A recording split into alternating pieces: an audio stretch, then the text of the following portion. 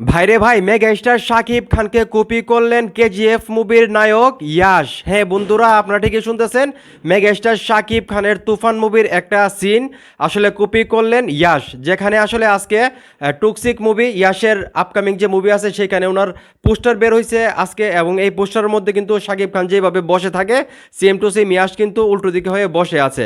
তো আমরা কিন্তু নর্মালি বলতেই পারি যে মেগা স্টার শাকিব খানকে ইয়াশ কপি করছে, যদিও আমি বিশ্বাস করি যে এটা শাকিব খানকে কপি করে নাই, কিন্তু অনেকেই আছেন যারা মেগাস্টার শাকিব খানকে হেড করেন।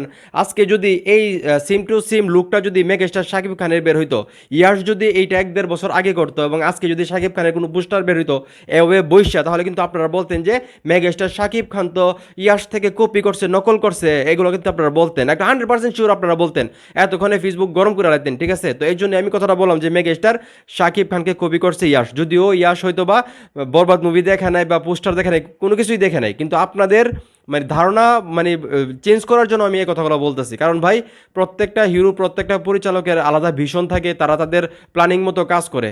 একটু একটু ড্রেস মিললো, শার্ট মিললো, প্যান্ট মিললো, তাহলে যে কপি হয়ে গেল, ব্যাপারটা এরকম না।